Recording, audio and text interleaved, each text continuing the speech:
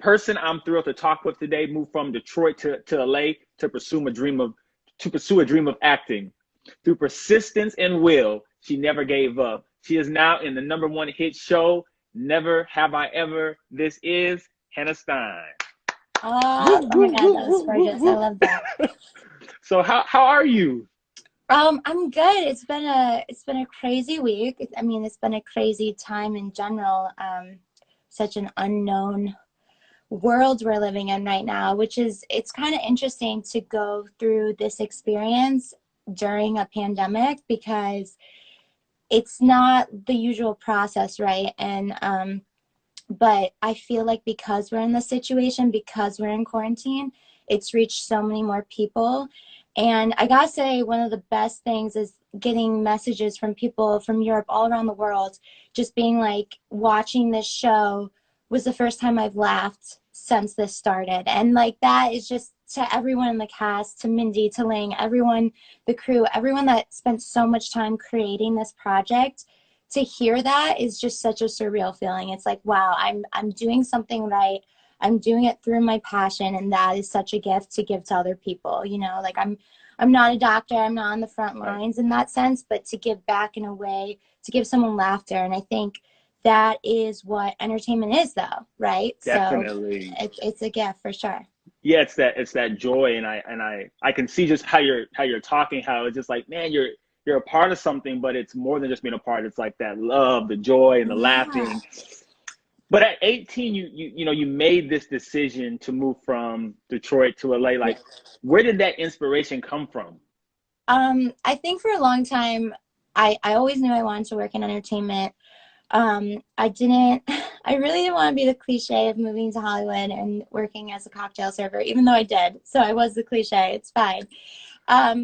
But so I wanted to be smart about it. I wanted to learn the inside and outs of the business. And so I got an internship at Sony Pictures, which I would highly recommend to anyone wanting to go into entertainment, because I worked for Screen Gems, which is a production company attached to Sony, and Clint Culpepper was my boss, and he taught us everything about development to post-production, and it was such an eye-opening experience. And so I learned so much through that way, and I networked, and I took those chances. And I think the thing about being in entertainment is that you have to, my dad always says this, you have to have chutzpah, because you have to have the courage to walk up to someone and say, hey, I have a story to tell, let me write this, please read it. And a lot of people are scared to do that. And it's interesting that we're talking and you were like, I want to talk about what would inspire others. And my whole thing is, I was actually having a conversation with this group of people of like, what would be your TED Talk? And my TED Talk would be perseverance, like having the courage to continue, devotion, dedication, and discipline, like 3 Ds. And I was like, is that weird to say? But like, it truly, I am where I am because of that. So it is truly such a gift. And it's been an overwhelming feeling doing what I love. Like every because I'm a writer as well, and I've been fighting for this immigration story for the last 5 years. And every meeting that I've gotten with people that I admire so much, an executive, even though that didn't pan out for me, just sitting down with those people, having them read my work was such a win. It was such a gift. And I was like to me, that's what you have to look at it as, because in entertainment especially, it's soul crushing, it's brutal, and you're gonna get a lot of losses before you get one win. And that's a very overwhelming, scary feeling for a lot of people. So I'm very grateful, and I'm just excited. Like even my mind, even after the show, I was like, okay, what's next? Like, what am I gonna do next? Right. Yeah. Most definitely. And I feel as you're talking, you've been on a journey, but there's something that stands out in your journey. And I feel like, I wanted to know, have you always been connected to your inner voice? Ooh, that's a difficult one. I think so. This is what people that are close to me will always say, like, you always knew what you wanted to do. You always knew, like, this is the path. Like, since I was probably 10 years old, after I did this tiny little play on Peely Island where our cottage is in Canada, I was like, this is what I'm going to do for the rest of my life. And my parents were like, oh God, you're going to be a starving artist for for your life. but it's really hard, right? Because so many times I called my family, you know, in tears, like, oh my God, I'm driving back to Michigan. Wow. And my dad always called me the Gila monster, because a Gila monster bites down onto something and doesn't let go until they get it. And so when I would call him discouraged, he would just be like, Hannah, you're my Gila monster. I'm not worried about you. And then he would hang up, and I'd be like, What? thanks for the support, Dad. But it really was. So it, like, you can kind of swerve on your journey, but the main point is, if you always, I guess, yes, then sorry, I'm kind of on a tangent, but You're yeah, fine. You're fine. I think I always was connected, because even if I kind of swerved in and out, I always knew exactly where I was headed. I always knew. One thing I wrote, I was never someone in school that tried hard. Like, I wish I would have tried harder in high school, but one thing I wrote in my creative writing class, because my teacher's like, what is your intention? And I said, I want to move someone with my writing. And I haven't gotten there yet, because my show hasn't been produced, but getting a message being like, your character made me laugh, like, that Right. makes me feel like, okay, I'm on the right track. I'm doing the right things. Most So. definitely. But moving to LA, there are, I would say, distractions from billboards to people. How did you stay on course? How did you stay on course? It just wasn't an option for Okay. me. The one Yeah. thing, I'm always hustling, no matter if I'm just in a bar talking to people. I'm always using that as an opportunity to get to know. I'm such an extrovert, and I love knowing people's stories. I'm so inquisitive. So every experience, every person I've met has helped me in some way. So I think just because I knew where I wanted to go, even if I was distracted for a moment, I would always come back to where I where my destination was, right? And Mm. you're never really there. Like, even after the show, my first thought is, okay, what's next? Well, we're in a pandemic, so that makes it a bit difficult. But I'm gonna be ready with, because I've been writing every day. And if anyone's trying to be in entertainment, I would highly, highly suggest create your own content. You have to fight for your voice, because there's going to be a million people that tell you no, but there's going to be one person that gives you a chance, and that person's going to change your life. And in my sense, Mindy gave me a shot, and she let me bring her words to life, and it was the biggest gift. And every day going to set, I was like, okay, I'm bringing this character to life. It was truly a blessing, and I'm really grateful.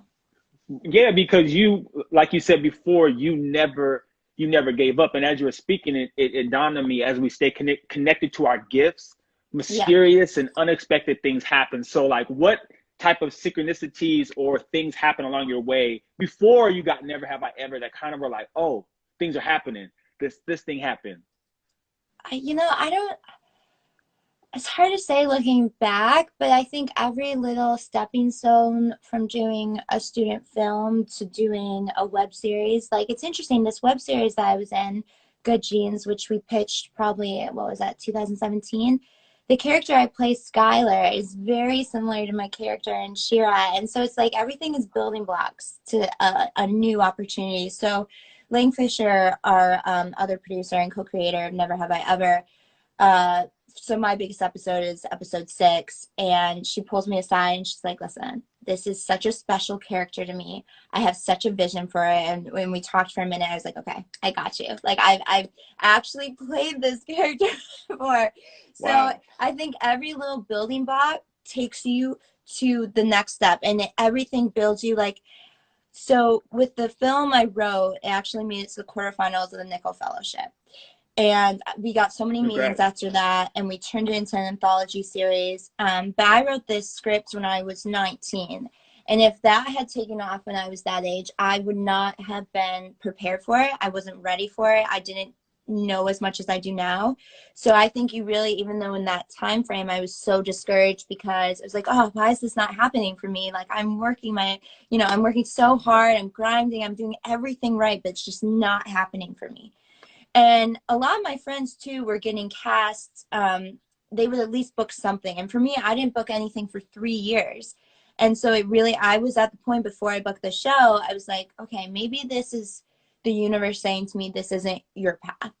And and then I booked the show, and I was prepared because of all the years I put work into it. And that audition is because of the classes. Like, I booked that part because I was ready for that audition from the endless hours I spent in class studying. And I think a lot of people don't pay too much attention to that when they should, because even if you're like, oh, everyone's doing acting classes, if that's what you want to do, if that's what you're passionate about, then you need to stay connected to that. And like, you need to not minimize your own personal growth and your own experience, because everyone's journey is different. Some people get to LA and they book something and they don't book something else for 10 years. Someone gets to LA, they book their first thing 8 years later. You know, everyone's story is different. You can't compare, and you can't be jealous. You have to be excited and thrilled for the people in your life, because every win for your friends is a win for you as well. And I think a lot of people need to pay more attention to that, for sure.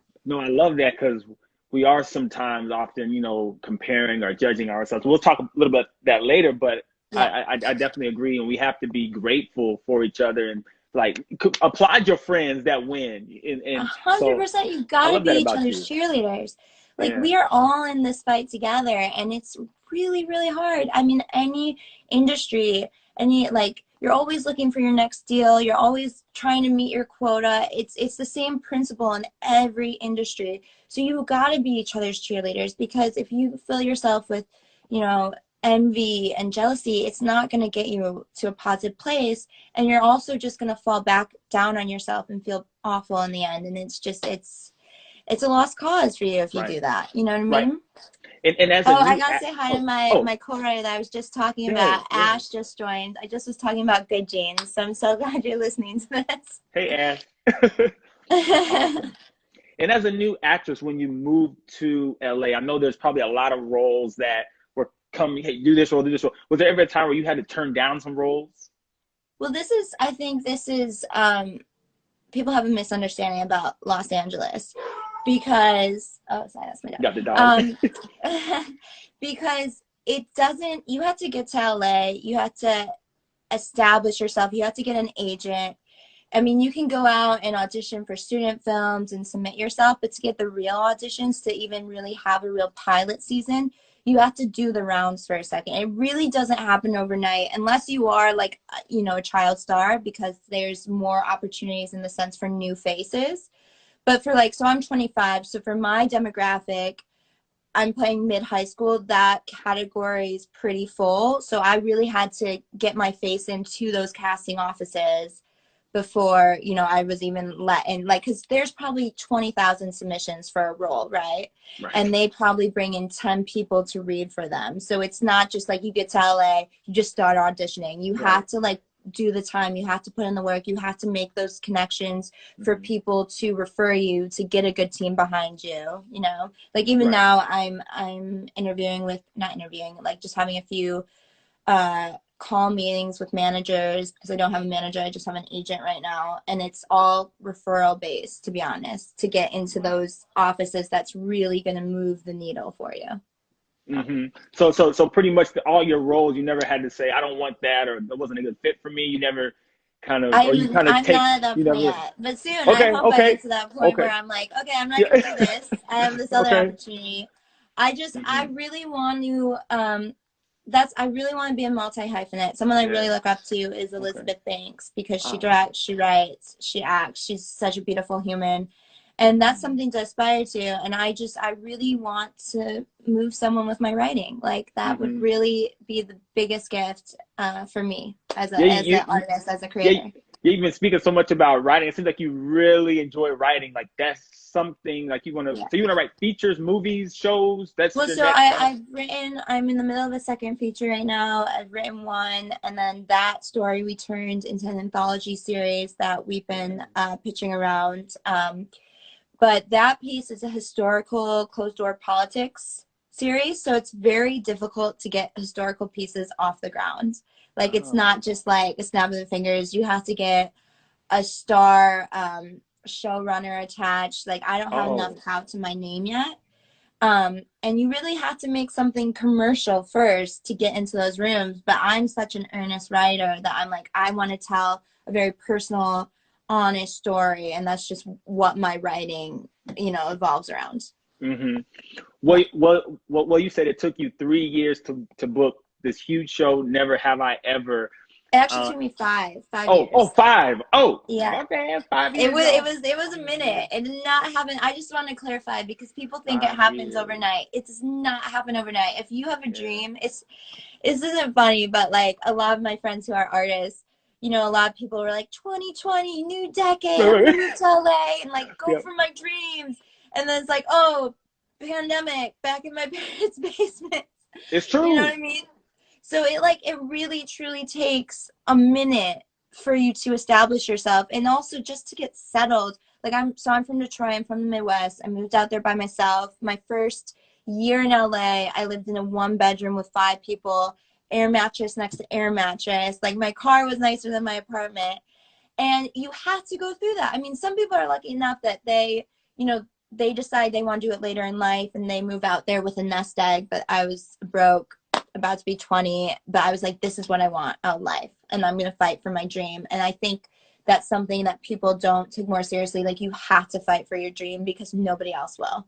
Like, Right. even your team, even the people that sign you, they're not going to fight for you unless they see you're fighting for yourself. You got to be hungry for it. You got to want it. You got to be so hungry. You have to be so, and also one thing I haven't even said yet is passion. You have to be so passionate about what you do because when you're entering a career like entertainment, that is so soul crushing. Yeah. Like the thing that gets you, the thing that makes you get up and be like, oh, okay, another audition, another chance of them telling me I'm too short or my hair is a different color, whatnot. You have to be like, this is what I want to do. This is my passion, so it's worth it. And that's a huge thing. It's such a huge thing. Most definitely. Yeah. Your character in Never Have I Ever, so everybody, I know there are men's watching it, but your character, Shira, is really obsessed. She loves her.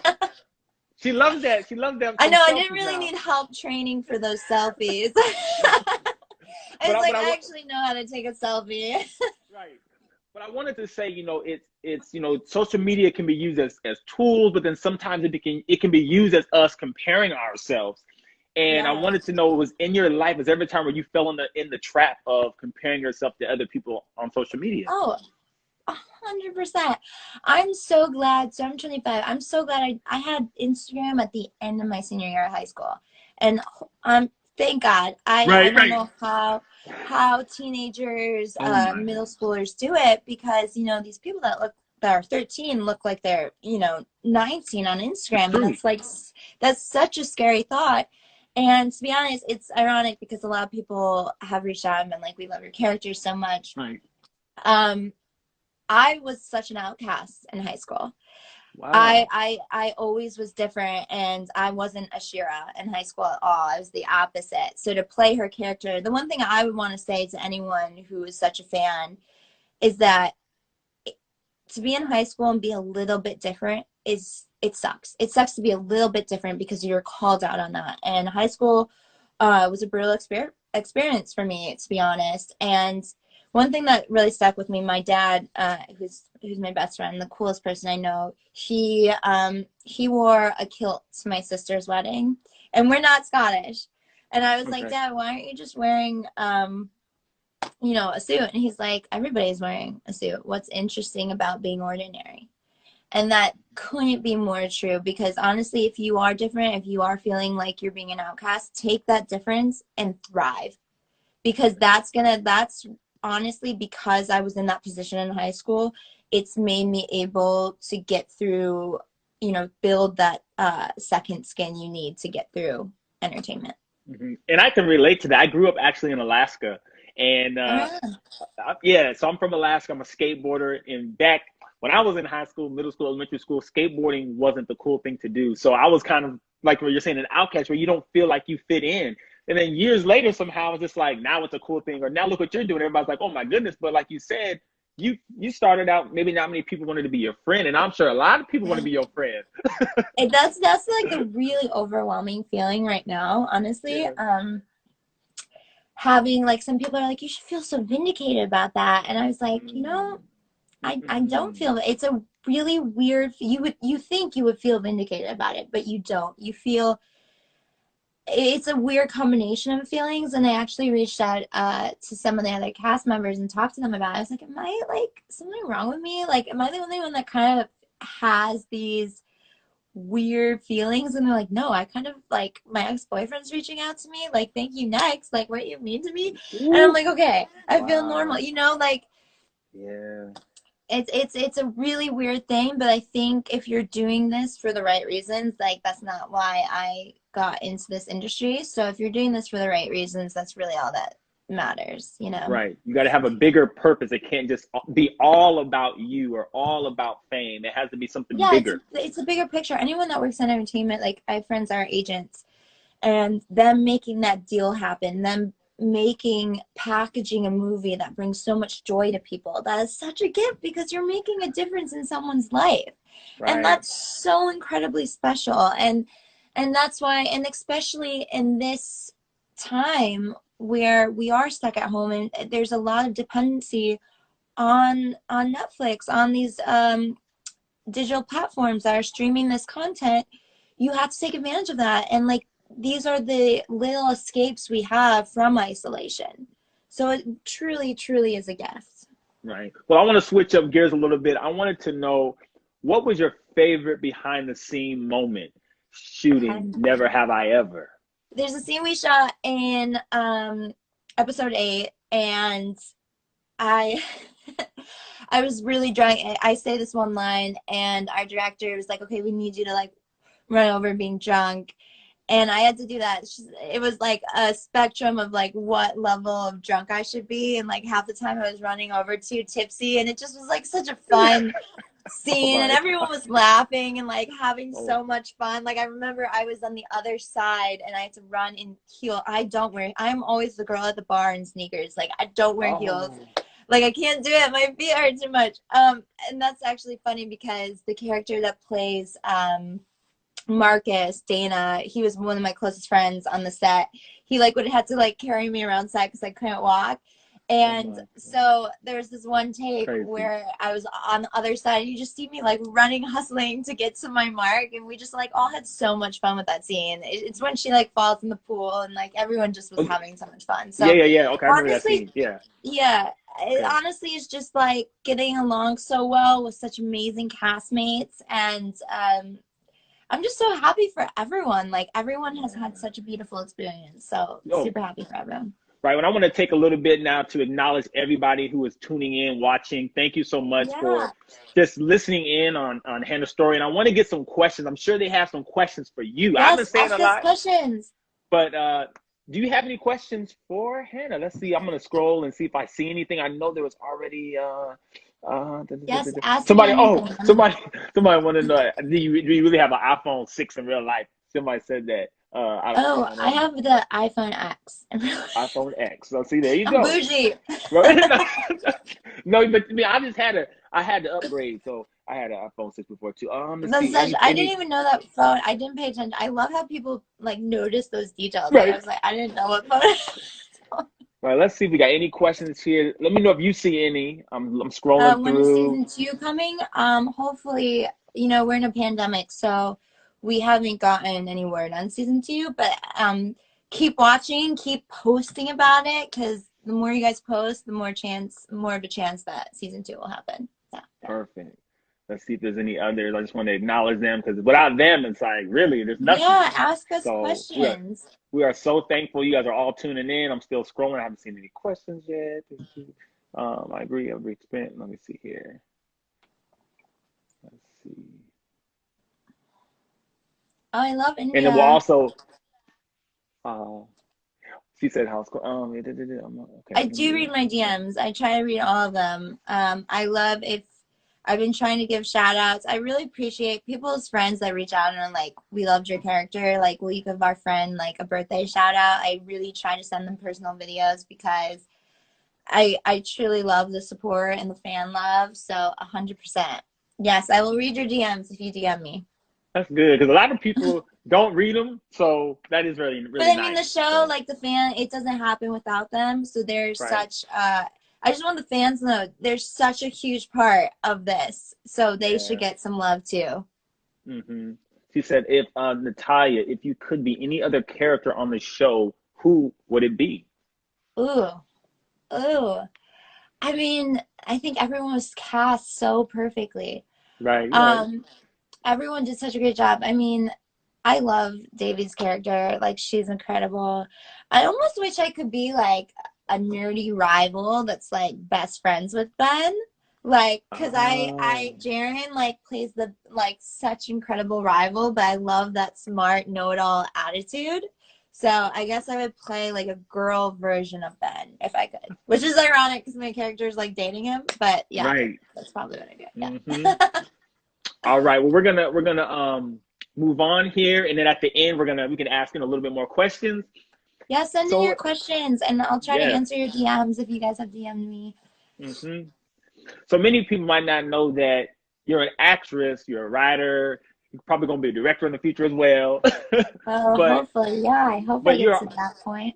yeah, see, it's all coming to fruition. You're speaking it, you're thinking of it, it's happening. I think I really do believe it's like I believe in inspirational quotes. It's a Yes. bit cliche, but No, it's not. No, it's not. Because those no really when you speak positive and when you think positive, you know things you start attracting things. Have you ever experienced that? no, I think you do manifest your own destiny. It might take a moment, but like I know I'm Right. gonna make my Papa story, which is the screenplay I originally wrote when I was 19. And I think if you truly believe in yourself and you can make that happen for yourself, 100% Hmm. believe in that. Hmm. Yeah, so don't ever think, because I used to feel that way back in the day too. I would read either quotes, people, but now I'm like, no, this stuff works when you get your mind made up and you start thinking more positive instead of negative. 100%, 100%. Hmm. Hmm. So you're an actress, you're a writer, you're doing so many amazing things. But one thing a lot of people may not know about you, you are an entrepreneur and you started your own company. Is it the Gypsy Life? Is that Oh, I on your wouldn't say that. So it's actually interesting. So my Instagram handle was Gypsy Loving Life because I have a craving for adventure. So I try to travel every 2 months. I've been very blessed and I've gotten to travel to some incredible places. So it's not its own company. It was kind of like a travel uh yeah, tip blog, and my cool. handle used to be Gypsy Lemon Life, which this is so Oh, sad, but it was like it's really okay. my PR rep was like, you need to change that. Oh, Like you need okay. to have your Okay. regular name as your handle for people to find you. So I still have my website, but I'm thinking about maybe making a new Instagram, For Gypsy that, Lemon right. Life. Just because it was weird that day that I changed it. It was like such a sad day because it was like Yeah. such it's such a part of me for so long. Like I would travel and I would work with sponsorships that just knew Gypsy Lemon Life, right? So it was a weird day. So I wouldn't say I'm an entrepreneur in that sense. I definitely when I have enough finances, I'm going to do investments in real estate. I think that's a great way for passive income. I think everyone, if you Definitely. have the money for that, you should all be investing in real estate. Wow, And yeah. great. Yep. That's So wonderful. You're the Gypsy first Love Life person. isn't a company. Maybe it's like my spirit animal side, No, no. something like that. But I appreciate you thinking so. No, no, two things. So I've interviewed quite a bit of people. Not, I mean, I'm still I working know. on it, I but saw you interviewed Darren and Atana.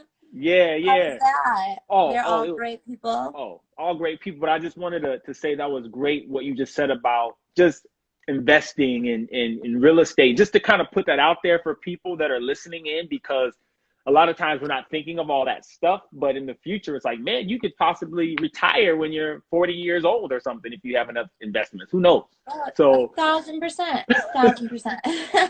so I love That's that what you my brought that parents are up. doing. My mom's like, Oh, I'm buying a house because they're in Michigan. She's like, I'm buying a house every single year for the next 20 years, and then I'm going to sell all of them. I was like, that's a brilliant wow. idea because young people are um, are buying up properties in Detroit because Detroit's very up and coming right now. So it's very smart and strategic for people to do that. But I want to talk about your traveling experiences. You've literally, I looked on your page, girl. I'm like, put me in that suitcase. You went everywhere. Like, so um, what kind of like how has traveling shaped you? I mean, I know you're going into the oh my unknown. God. Like, if you can travel, I mean, obviously nobody can travel. I was actually supposed to be in Israel next week. So I had this epic trip planned. I was going to do Israel. We had a friend getting married in Ireland. So I was going to do Israel, Greece, Amsterdam, Ireland, and then come home.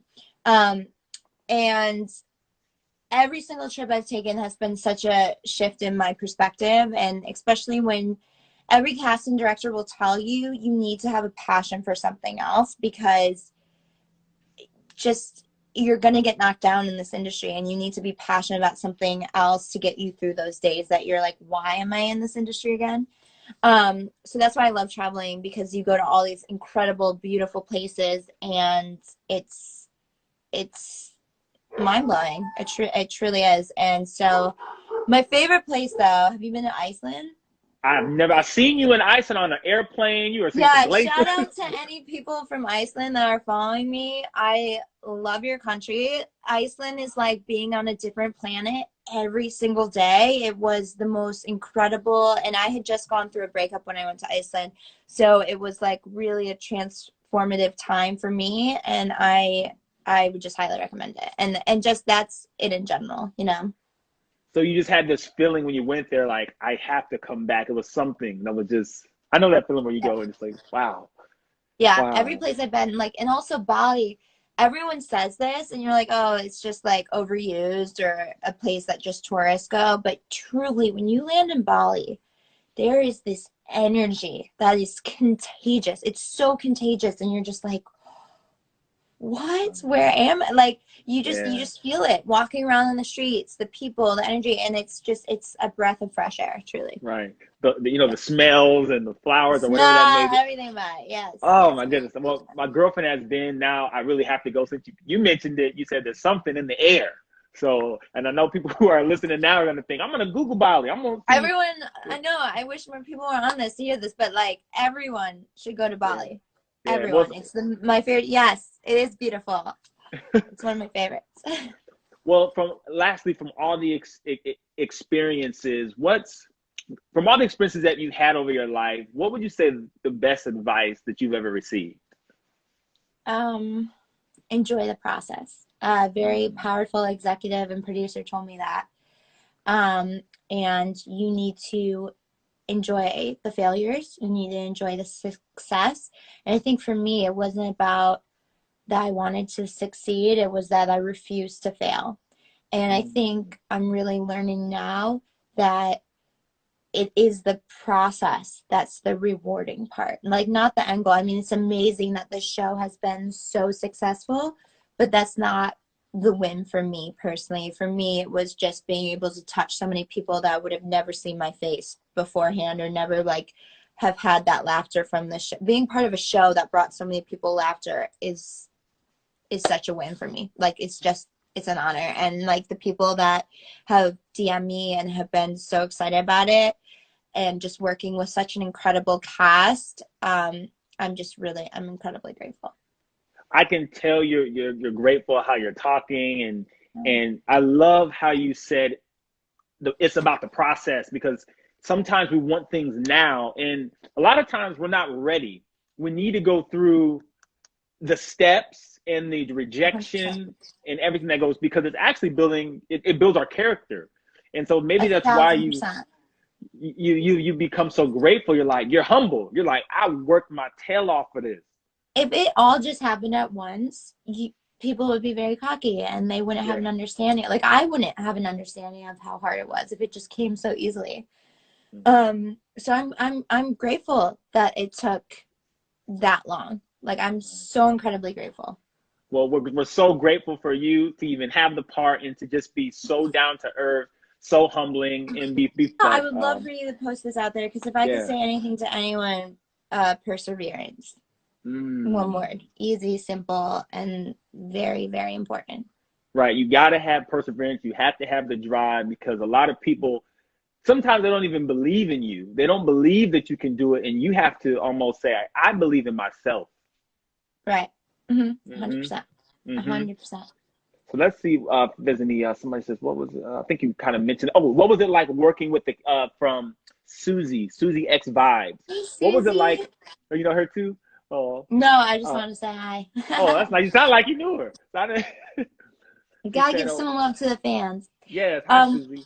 You can go ahead. what was it like working? Everyone was incredible. I think everyone was just super, super excited to be working on the show and super grateful.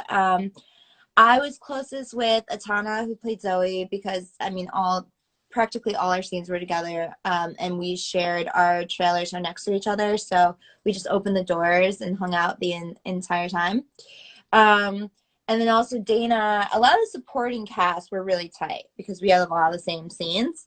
So I loved everyone. Jaren, amazing. But I would say probably my closest friend is Dana, who plays Marcus, who's like one of Paxton's bro pals. Him and I were just homies. We like instantly clicked and we're homies, and he carried me around when I couldn't walk anymore. So Thank you, Hannah, so much for your time. yeah. Thank you for sharing your journey. We love your passion for what you do, and I Thank you. know that you're gonna have an amazing career. So I just can't wait to just see more things just happen for you, and you just continue to stay humble and be thankful. That's what it's Well, thank about. you so much for that. And I would love maybe in another, when the next thing happens, we should sit down again, have a real interview post Yeah, quarantine. Yeah, most let's do it definitely. that way. We will. For sure. Thank you, Hannah. I really Okay. appreciate your time. Okay, bye You bye. too. Take care.